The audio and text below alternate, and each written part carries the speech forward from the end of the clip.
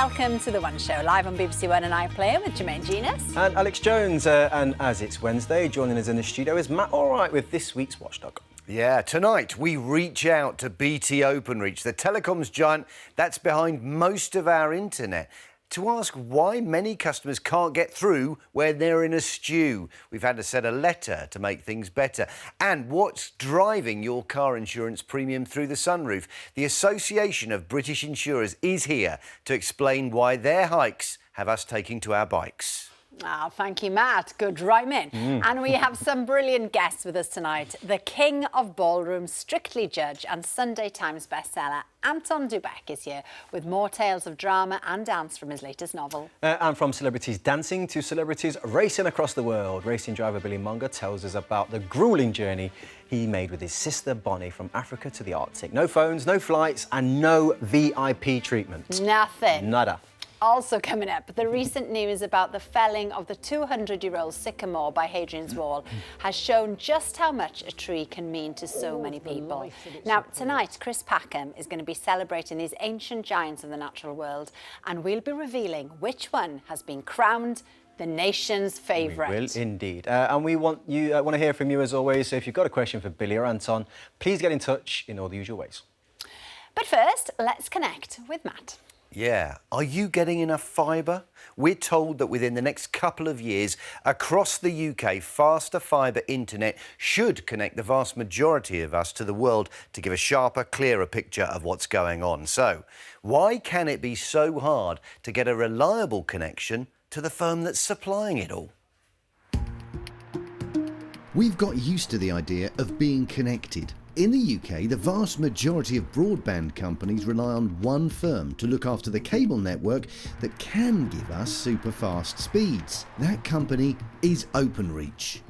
Now, the headquarters of Openreach are not difficult to find, but we've been hearing from Watchdog viewers who find it, as a company, neither open nor easy to reach. Openreach is overhauling the way the UK connects to the internet. By the end of 2026, it's aiming to roll out new fibre connections to 25 million homes and businesses to give faster and more reliable broadband. The problem is, it doesn't sound like it's going very well for some.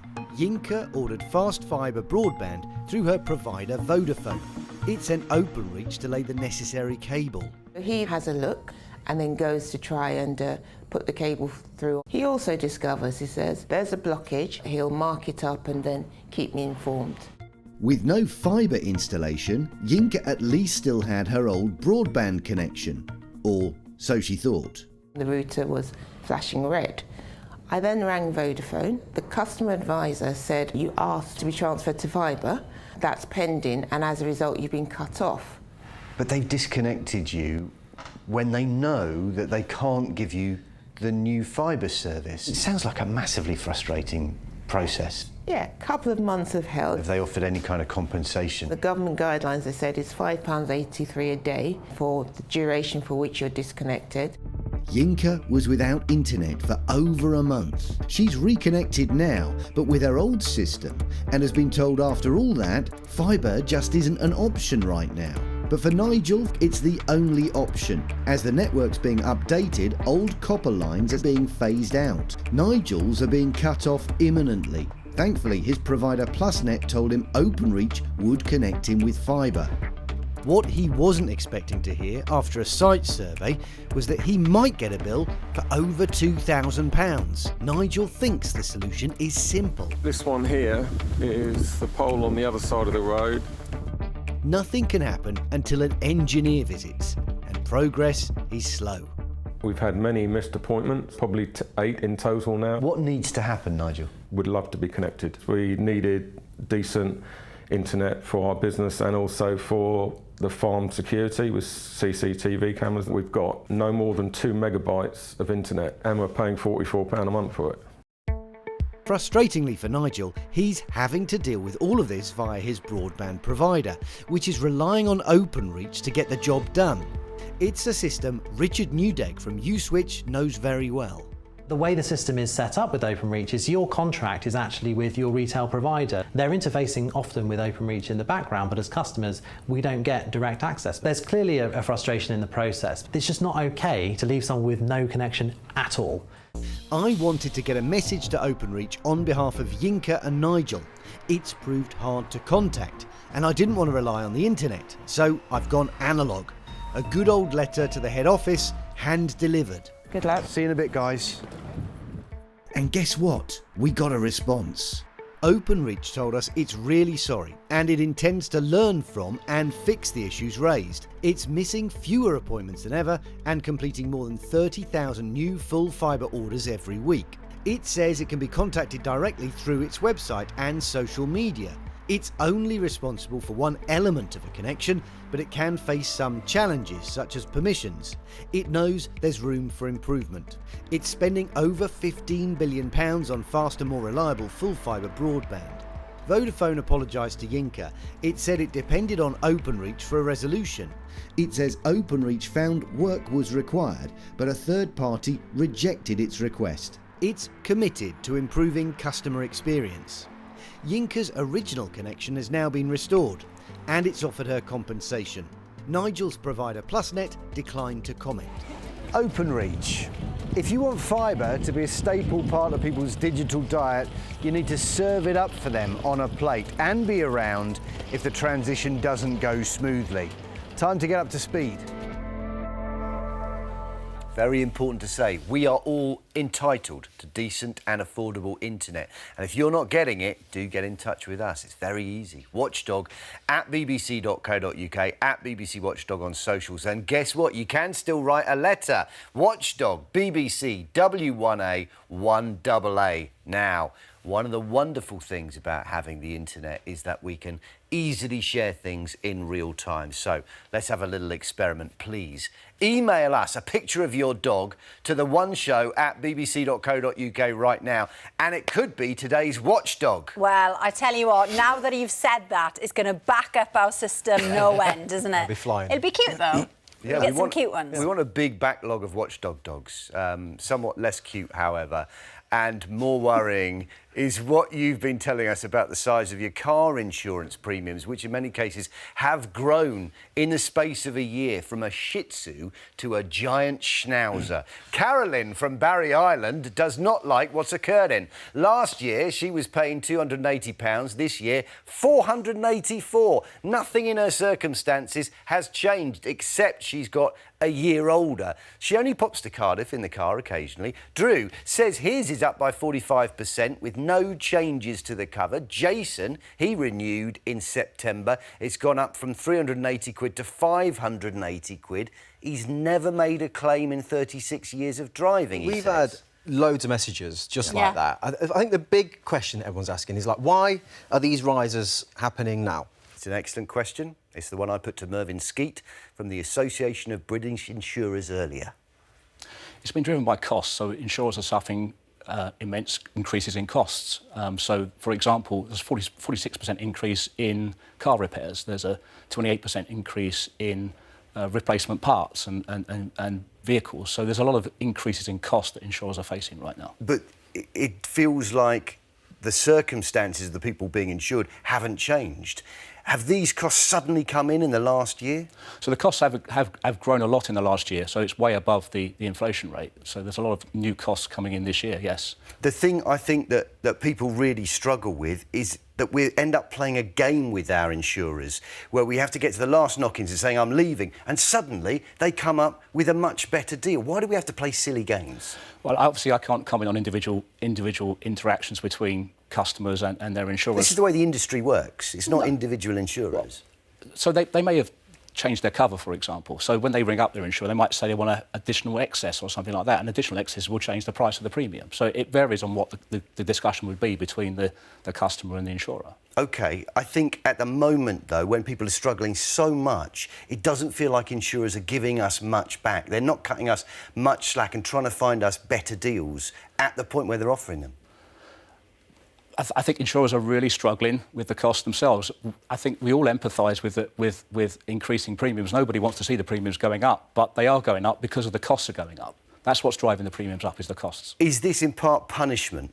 Are we being punished for the fact you can't offer these differential rates now between loyal customers, who used to be punished, and the deals to try and get people in, new customers in through the front door? Absolutely not. There's no punishment here. It really is about the fact that costs have gone up for paying claims, and that drives the premiums up. OK, what should we be doing then? You know the industry inside out. What can I be doing to try and get the best deal available? So you should shop around, because each insurer will look at their own risk factors, so you can shop around and ask different companies for their quotes on their premiums. Likewise, you can think about excesses. I mentioned that a minute ago. If you're prepared to have a slightly higher deductible before the insurance kicks in, that's another way of improving your premium price. You might want telematics, so the black box in the car. That might be a way of reducing premiums as well. That's what Mervyn says. Yes, Mervyn Skeet. But what can we do then? What else can we do? OK, there are a few things. The first thing to say, if you do want the best price, auto-renewal is not your friend. If it's switched on and you don't spot it, you don't get to negotiate. The money just goes out of your account. Then, once you've checked that, find out when the policy ends. Go back 6 weeks, set a reminder, and then start shopping for deals on that day. Tell your insurer you're leaving. The best deals typically come around 15 to 29 days before the end of the policy, according to Money Supermarket. That's when they are trying their hardest to keep you. What about some other stuff? Anything else you've tried that works? Well, this is one I've tried personally, and it worked brilliantly for me and other people I know. It might not work for you.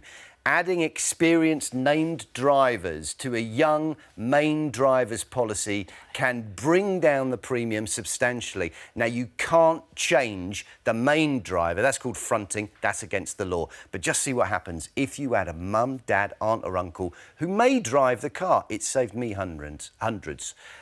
We asked for pictures of dogs. What's happened? Do you know what's happened? Do you know what you've done? Yeah. You've actually crashed the system. They're coming knew in that would at a happen. rate of 1 a second. Right? Who doesn't want their dog on We TV? said. Like, of course that's happened. And this is why we love our viewers, because they react, you see. But now they've reacted so much, the item's gone kaput. OK, well... Never mind. Listen, can I get a woof anyway? That'll do. The dog was going to tell you to make sure you have a look at your auto-renewal and check. Do that for me anyway.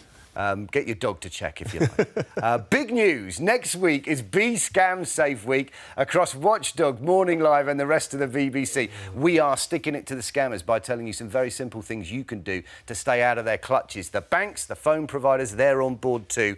And it all starts Monday morning, BBC One. Lovely. We look forward to that. Thank you, Matt. Now, after all that, I think it's time to park the car and take in a bit of nature. And who better to do this with than Chris Packham? Definitely. Now, there are about 3 billion trees in the UK and people can get really attached to them, as we saw in the news recently, when one particular tree made the headlines. When the ancient and much-loved tree standing in Sycamore Gap in Northumberland was vandalised last month, it felt like the whole nation mourned. Everybody sort of feels very bereft about it, you know. You can actually feel the emotion. It's just really weird and it just feels sad. It's absolutely devastating. I mean, it's heartbreaking. With its beautiful and dramatic setting, it had become a huge part of the region's identity. I can understand the enormous sadness that people felt when the tree at Sycamore Gap was cut down, because many people have their favourite trees.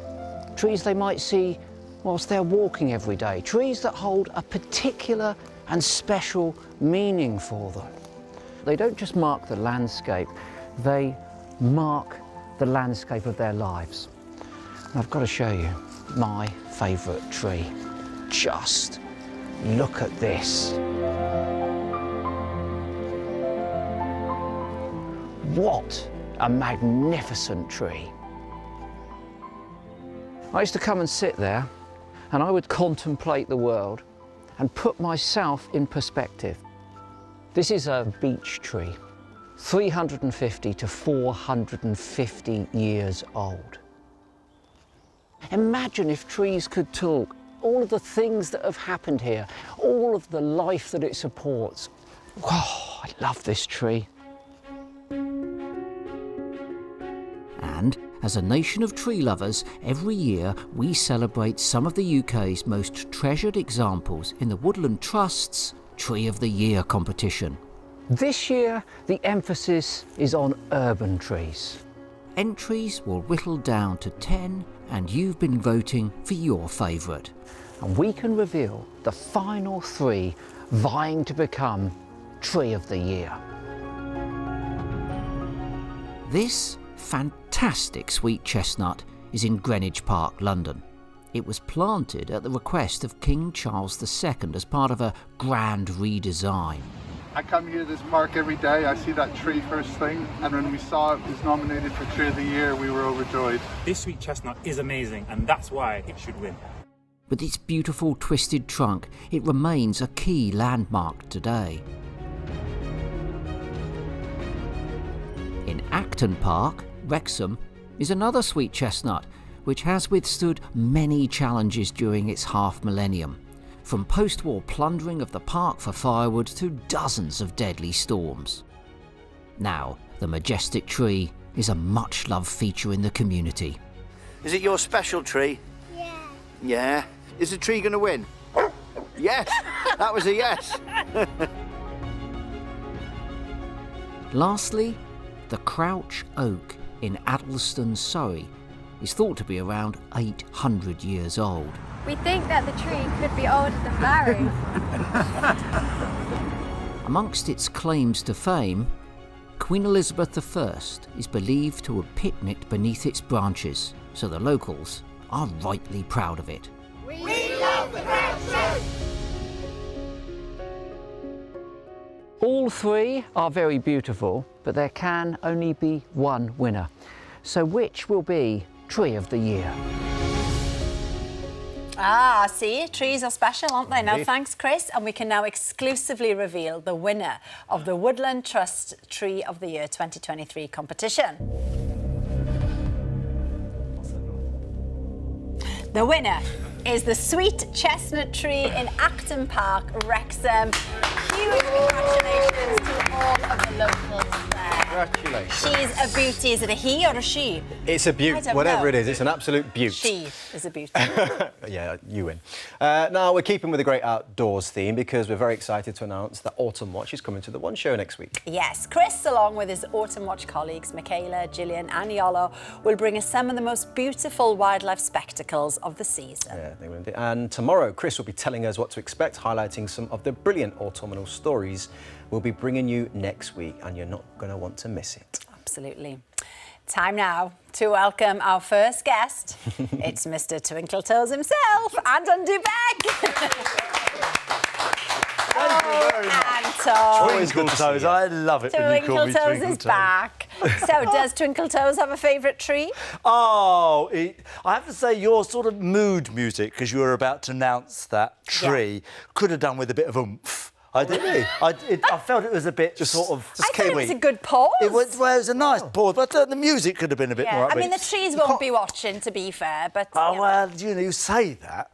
But I like a conker tree is my favourite tree. Yeah, nice. Oh. I love a conker tree. As a boy growing up, we used the conker season was the most exciting time to live for conkers, and we had this wonderful big tree near where we went to school. Fabulous conkers. Yeah, same as my boys now. Absolutely love conkers. This conversation could go on, it really could. It could. Everyone loves a conker. Should we talk about your book, Anton? It's your 6th novel of the Buckingham Hotel series. Yes. Now, for those who haven't been gripped by the books... Of which there aren't many. I'm sure there's plenty. I'm sure there's plenty. Set the scene. Where do we find Raymond, who's the hero well, of the books now? this one is set in 1941, so we've entered into the Second World War now. I'm just going for a couple of years. But it's given me the opportunity to look more at Raymond's backstory. So he's gone off to Africa to fight, but we've delved back into his past because there's a character that's come into the book, and if anybody who's followed the saga, they'll be up to speed with this. But there's this character that's come into the novel. We haven't established whether he's a goodie or a baddie yet, but we go back to where he first met Raymond. And then we're going back into the 20s, into Paris, where Raymond learned to dance from Georges de la Motte, his great teacher and mentor. And so we've sort of started to look at Raymond's backstory and where he started and how he became the man he became, and then we sort of move back into modern day as the story unfolds. So it's given me a lovely opportunity to delve back into a period of time that I've always sort of found quite fascinating, that sort of 20s time, that Art Deco nice. sort of era. Now, Raymond, he's quite familiar. Is he? You know, I love that. You found that in my writing. Yeah, I'm delighted about that because I wanted him to feel familiar. Oh, to that's people. good. Okay, is he you? Is he Len? Lovely Len. Lovely Len. Well, he is a dashing, suave, sophisticated, charismatic. So he's not Craig, is he? No. No. He is a wonderful dancer. So he is a sort of a mixture of many parts. Okay. As are all the characters, really, because all the characters in the book, they've all sort of stemmed from either people I've met, people I've heard wonderful stories. My old teachers were great raconteurs, and they used to tell me about people from back in their day. I mean, for example, there's an old ballroom dancing teacher who's many years passed away now. He's one of the pioneers of ballroom dancing, and his name, I'll tell you his name, is Charles Theobald. And just the name conjures up this image of, and he just sort of style and sophistication. And he always used to wear a three-piece suit, and he had a studio in the King's Road, and he would smoke a cigarette in a holder. Lovely. And he would, or like a little sort of pencil moustache, and he was very dashing and dapper. And that sort of image, stylish man. You know, and this is somebody I've read a lot about in the past. Anton, I see you going, yeah, there, Jermaine, as though you wanted to G me up a little bit. And I feel there's another question coming. There is. So it's a nice one, though. It's a nice one. Don't worry. All yours. He's changed. Since he's become a judge, he's changed, by the way, honestly. I can see all the trick.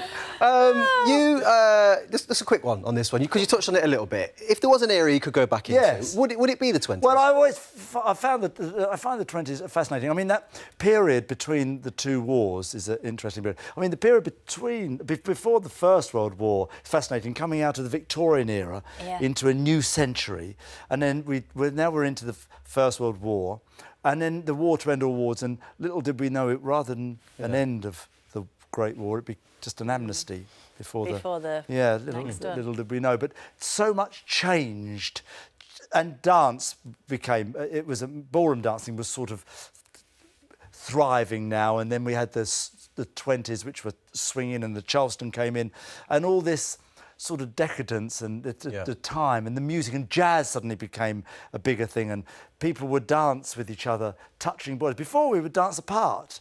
You know, we'd dance side by side, and suddenly now we're dancing in hold, and it was all very thrilling. Sounds like a lovely... I told you it'd be a nice question. It was a nice question. I felt like you cut me off again there, though. Thank you very much, Anton. I know you've got a show to make and all that, but I have to be honest, I've come a long way. You have. The Paris Affair is out a week tomorrow. A week tomorrow? Is it a week tomorrow? Week tomorrow. OK. Congratulations. There you go. Now, Anton here loves to watch celebrities totally out of their comfort zone on a Saturday night. But there's one show that takes it to the extreme, asking them to travel across 24 countries with no phones, no flights and a tiny amount of money. But before we meet contestant Billy Munger, here's a clip from tonight's Race Across the World. Go, go, go, go, go, go, go, go. Here we go. Well done. Oh, great. Do you want me to pass them to you? Nah, it's OK. I've got fairly quick reactions. Open it. You don't have to open it full power. 3 beers? So when I was growing up as a teenager, I never really had to do like a weekend job, because weekends were when I was racing. This is all a bit new. Come on, Billy, I need a beer, pronto. Thank you. Confident, Bum. Got it? Yeah. Where are we going? Woo! Please welcome Billy Munger. Thank you. Now, Billy, let's start with that brewery. Yeah. Because good effort, but we need to work on the technique. Yeah, I was spilling a lot of beer. 99, you just needed a flake. Needed a flake in it, yeah. That's how they like it out there. Yeah, they like it like 50-50. Yeah, you'd get barred over here if you were 7 pints like that. Definitely, yeah. Let's talk about this journey. I mean, it's a brilliant show, but he's absolutely loving it. It's a gruelling one as well. It's a really tough one. What, for yourself in particular, what has been the toughest part of the challenge for you? Well, I think being away for that duration of time without any phones, without any help on such a tiny budget, and being constantly on the move, because that's what you are during the race. You're always, you know, thinking about, you know, how you're going to get to the next place. It's just a mental grind. Like, it's such, you never get a period of time to rest. Obviously, you're under the, you know, the cameras all day. You're busy making big decisions that can affect your race here, there, and everywhere. And one, you know, slip of concentration, and next thing you know, you're miles behind the rest of the teams. And I'm competitive, so hence why you can see why I'm talking about winning and stuff like that. The side or the mental side that's tougher then, because I'm sure both go hand in hand. It's definitely both. Like I say, I'd say the mental side is maybe slightly underappreciated from doing the show myself, but equally physically, you know, you've got to pick up jobs here and there to earn money and do stuff that you've never done before. So it's definitely thrown you out your comfort zone. One of my favourite things about this series is the relationship you have with your sister and the way that comes across on screen. And of course, Bonnie was going to be here, but she's ill, so we'll give her a little wave. Hi, Bonnie. Get well soon. Should we watch it at home? She says that you were the brains and she was the boss. And the partnership, to be fair, you were the only couple who didn't niggle. It seemed to work well. Yeah, it worked better than I expected. You know, going away for a month, you know, with your sister, you know, you'd expect there to be a bit of fireworks in there.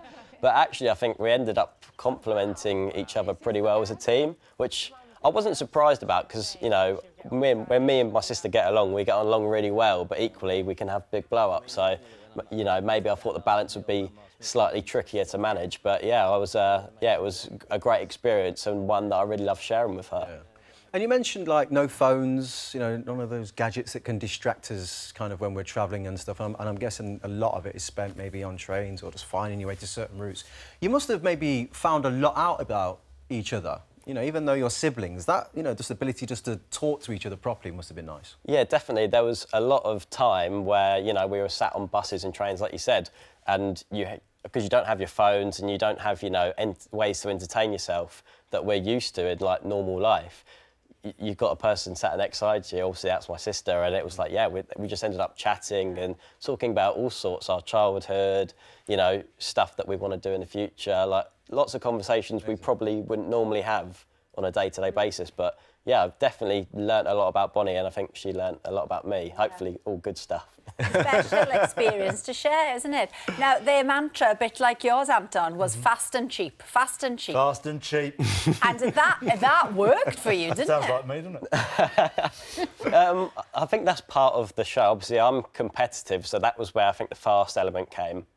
I was surprised about Bonnie's competitive spirit coming out. You know, when we were signing ourselves up for that experience, in my head it was more about, you know, it's the opportunity to travel, and like the experience was the main reasoning for me wanting to do it, especially with Bonnie.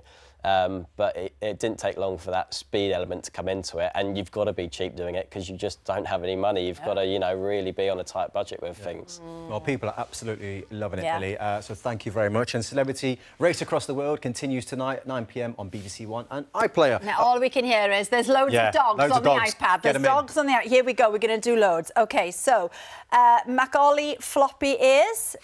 Wow. It doesn't say from who, but what a handsome chap. Oh, there's the handsome chap, Macaulay. Oh. Yeah, go on. Love that. We've got Susie the dog. Elizabeth sent this one in, 16-year-old. Yeah, lovely. Oh, and let's show Sheldon, the watchdog.